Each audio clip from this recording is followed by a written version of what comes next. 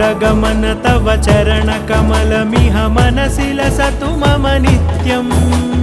गरुडगमन तव चरणकमलमिह मनसि लसतु मम नित्यम् मनसि लसतु मम नित्यं मम तापमपाकुरु देवा मम पापमपाकुरु देवा मम तापमपाकुरु देवा मम पापमपाकुरु देवा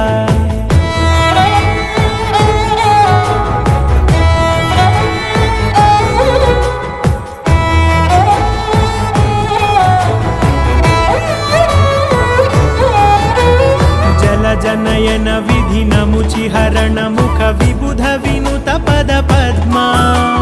जल जनयन विधि नमुचिहरण मुख विबुध विनुत पद पद्मा